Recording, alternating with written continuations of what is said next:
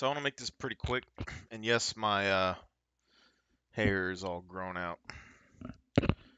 So I was coming back to Magic because I wanted to make a Queen Marchesa deck.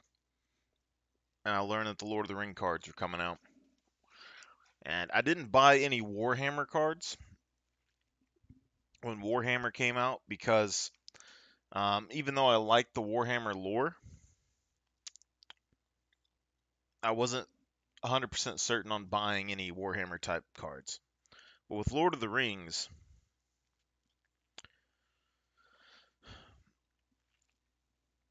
I would play more Magic probably with Lord of the Rings. As you see, like playing Magic Arena, I've started playing it again because there's Lord of the Ring cards on there. For me, it really goes back to RTS games, personally. More so than the movie, because I like the movie, but the Battle for Middle Earth RTS games in the past were one of my favorite RTS games. And the closest feeling that I can get to playing that game still is probably going to be with cards until they come out with that new reforged Battle for Middle Earth 2 or Banner Lords Lord of the Ring mod, which I need to check up on at some point. For me, Gundor has always been like my pretty much key fantasy kingdom that I like, and I can make myself play Mordor to some degree, but I prefer Gundor over every other faction there is. And when it comes to Magic, one of my biggest issues that I've had for a long time is that uh, I wanted a kingdom that I could play, but there wasn't really any super crazy awesome commanders that were guys and had all that good stuff going on for it. So King Darien was the closest that I could get. Queen Marchesa was going to be my next one, and I'm probably still going to make her at some point.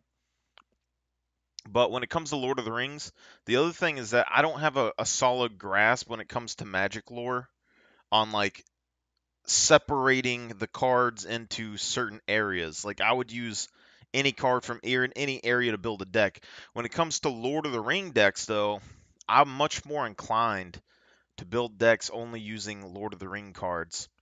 And when it comes to play groups and stuff, that means it's going to be a lot more like easier for me to have kind of a middle of the road deck or something that I could use because I only want to use Lord of the Ring cards, Lord of the Ring lands, all that good stuff.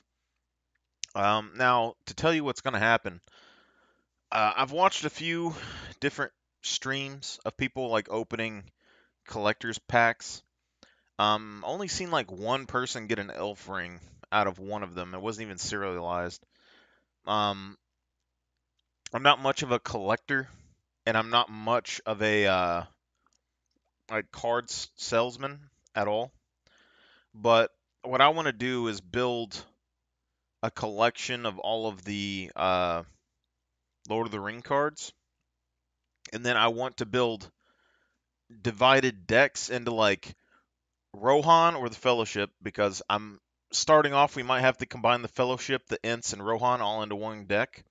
But Rohan, Gundor, Elves, and then you have the Witch King with the Nazgul, Mordor, um, and Isengard. And then if there's enough cards, because I would prefer to use only cards that are in Lord of the Rings for Magic. But if I had to use some of the outside cards, I would have goblins and dwarfs, and then we would have uh, potentially you could break off like beasts, like the spider beasts and stuff. Although I would connect those to Mordor most likely, and then you have the what you call it, uh, not the Hasir, the Easterlings or whatever, which I would probably put with Mordor as well. So the reason why I think I would put the Fellowship with Rohan is because movie-wise, at least, when the Fellowship comes together, um, those are the characters that I think would mesh the best with Rohan. Um, because in the movies, at least, like Gimli, Aragorn, Gandalf, all them, they end up going to Rohan first and freeing Theoden and then fighting uh, Isengard and with the Ents with them. Okay. And then you have the Witch King and stuff afterwards attacking Gondor. So I want to make a game mode because basically there is a game that I played a town over when I played with those guys. They called it Kingdoms, where there was one king, one assassin, one knight, a couple rogues, and the goal was basically for like the assassin to take over the king's position. The rogues were trying to kill everybody. The knight was trying to protect the king, and the king was trying to kill all the assassin and the bandits. And it made the game more interesting. I want to make a game mode where it's like Witch King versus Gondor, right?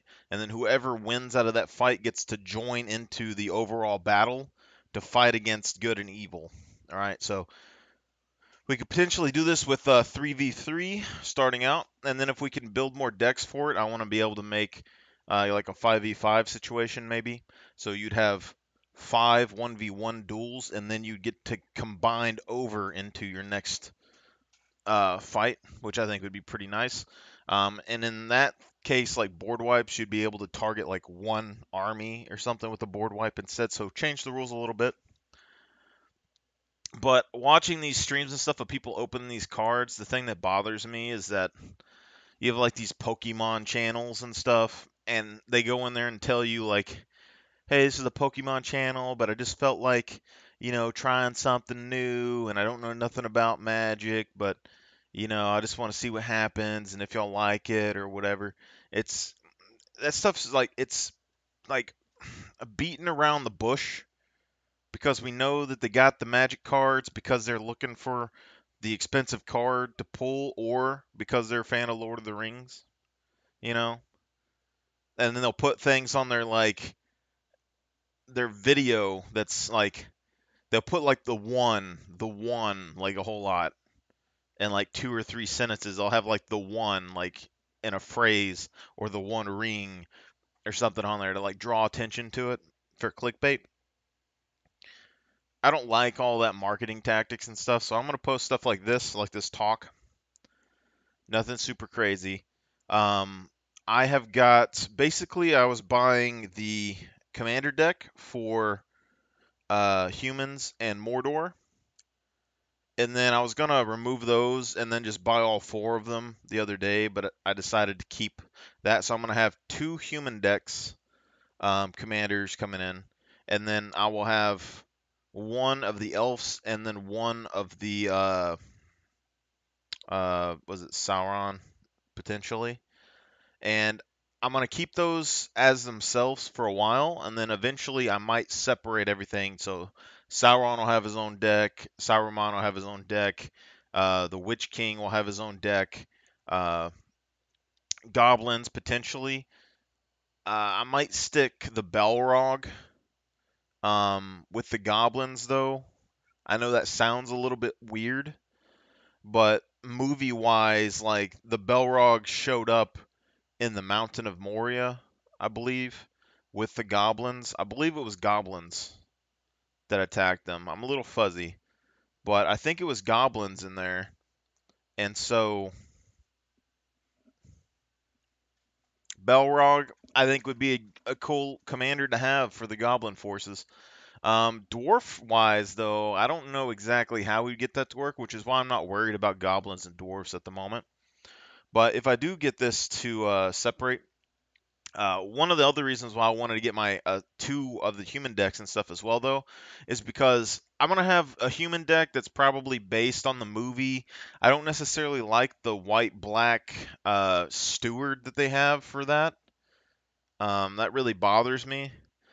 There's a blue white steward, but it's Faramir, and he's not the steward in the movie, so I would prefer not to use him. But I want to make my own just personal Gundor deck at one point. So I'm probably going to have the Steward of Gondor as the leader for Gondor, blue white, and then just kind of build off of that. For the Fellowship deck, I'm doing, I think, Aragorn the Uniter, and then you're going to have Aragorn the Traveler's Companion in one of the 99, and then you're going to have Legolas, uh, kill count, Grimly kill count, um, King Theoden. Um, I would have, oh god, I forgot his name.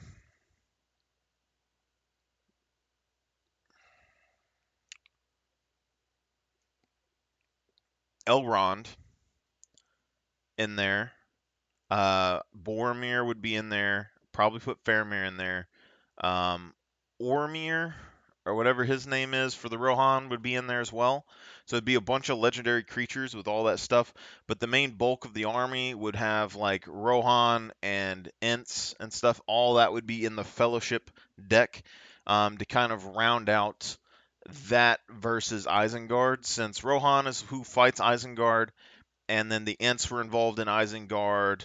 Um, and then for the Elf deck, we're gonna put I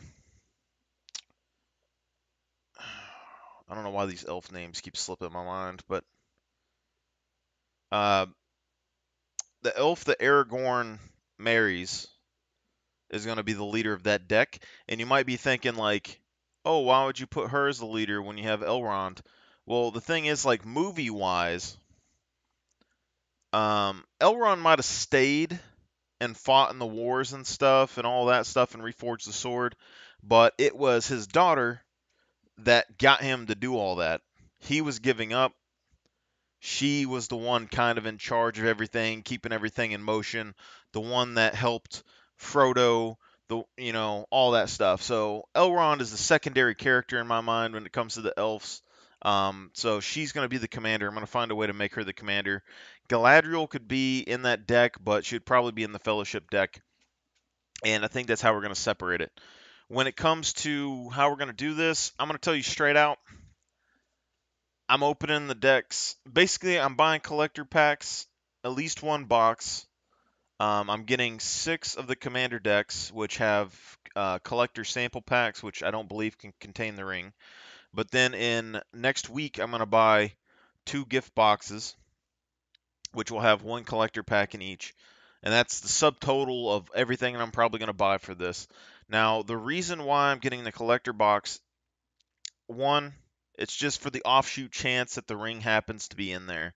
The other thing is that there's a lot of unique cards for Lord of the Rings that I'm gonna try and collect, because I want to collect like one of each of the cards for Lord of the Rings at least. So whatever I don't get in my boxes, I'm gonna end up buying online anyway, and I'll gamble with one box just to see what happens, because I don't buy lottery tickets every day. I'm fine with that.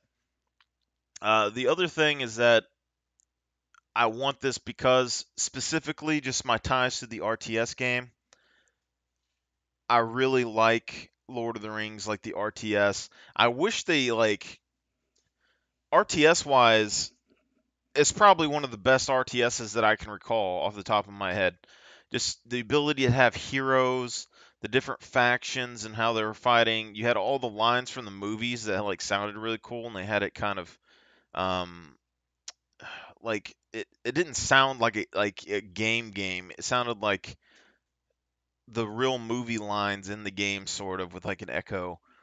Just stuff like that. And you could make your own custom hero in the RTS, which sadly you can't exactly do with the Lord of the Rings, but you kind of can with the ring bearer mechanic. So any character that you necessarily like a whole lot, you could make them the ring bearer and turn them into a legendary. And I think that's kind of like in my head a little bit flavorful to the RTS, but not necessarily what they were meaning to do. One of my favorite cards that I would put though is that Mirror Sigil Sergeant Rhino. Blue white. I've never gotten it to work in any deck. It doesn't fit in Lord of the Rings really, but I'm probably going to try and keep everything Lord of the Rings focused. But that blue white Mirror Sigil Sergeant's been one of my favorite Magic cards for a while. But I'm gonna buy those. I'm going to probably open all of them on here as well. I'm not gonna use any clickbaity titles. I'm not gonna use any hype words and stuff. It's probably just gonna be like Lord of the Rings, Magic, unboxing, or whatever. I want to look at all the cards and stuff that we got. Oh, I also am buying one of the starter decks, which is just the standard 60 card decks for Lord of the Rings. I did that just to have access to more total cards, and it has copies of some of the commander cards that just weren't available in the commander decks, as far as I know. So there should be a couple of those there that we're gonna have. Maybe we'll get a couple of random copies, maybe not, but it should be good. So they come out tomorrow. I'm either gonna try and buy the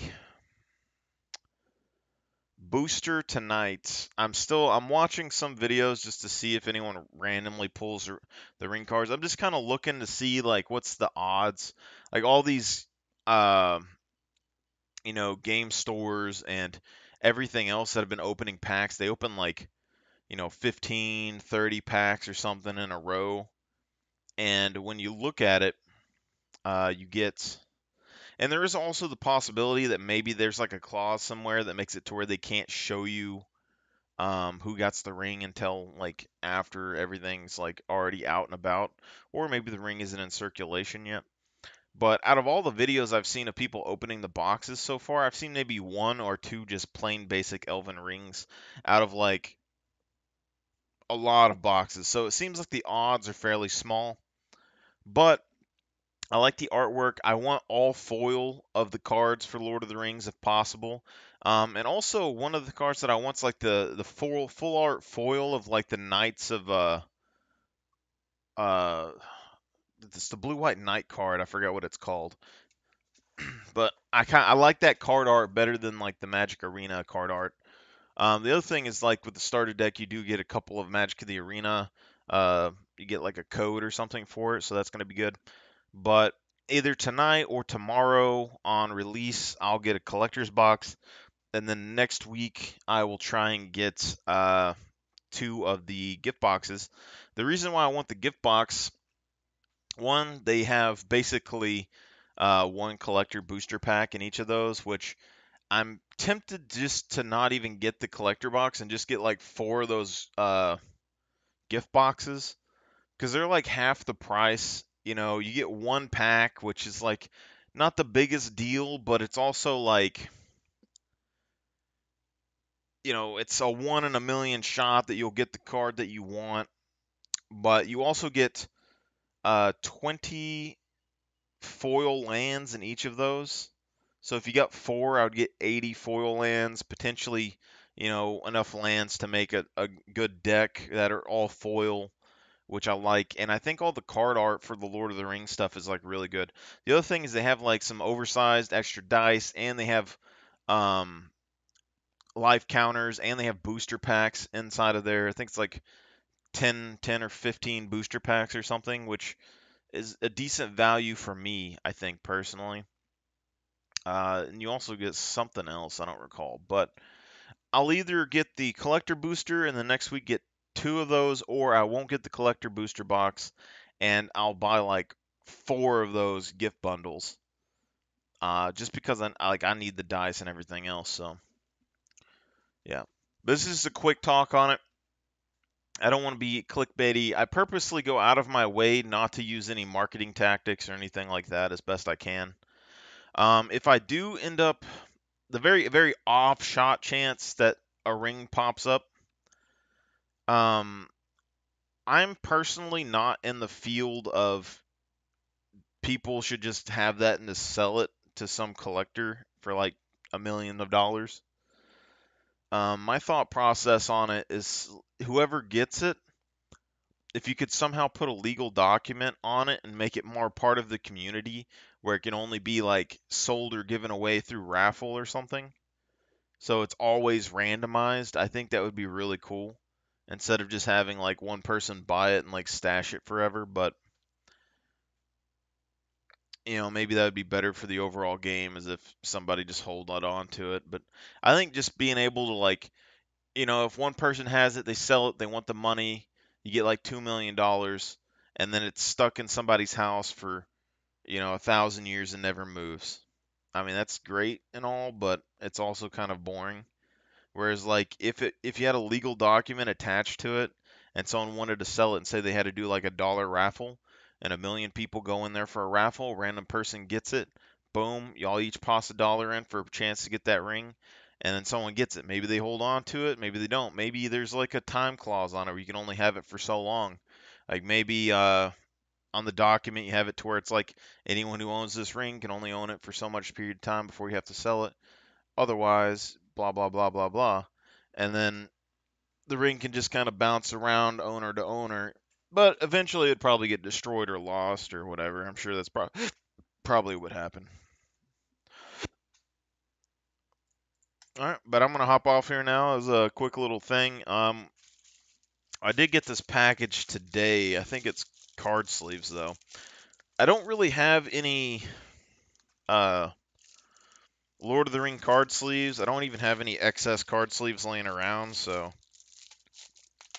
But I do believe that I think these are probably the card sleeves for my Queen Marchesa deck. Another thing with getting excess Lord of the Ring cards is there is a couple of cards that I would like to try in my Queen Marchesa deck, like Bilbo's Ring or whatever, for card draw. But part of the thing that bothers me a little bit is like, why do you have a ring card and a Bilbo's Ring card?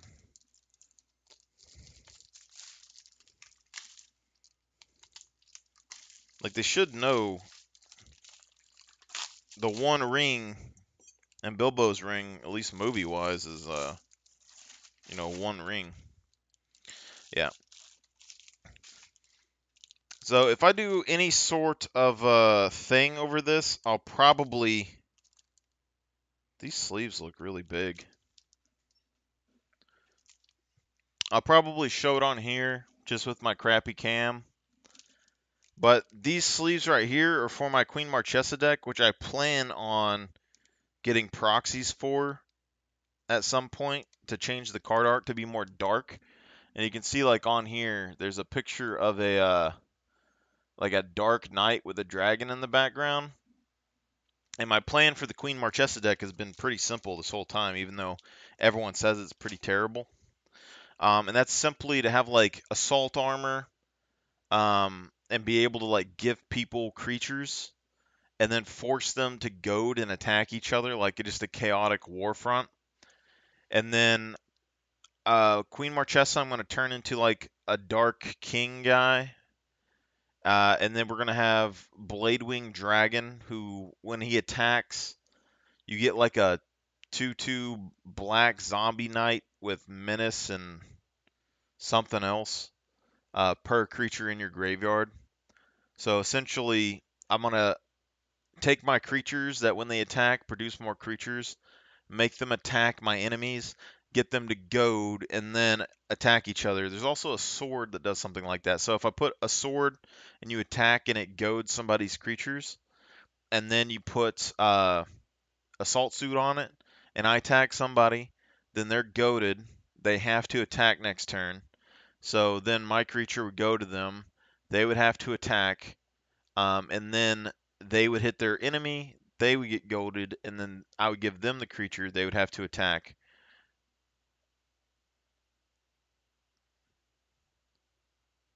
That's actually interesting because if two or three of us goad one target, then that last guy isn't going to be able to attack anybody.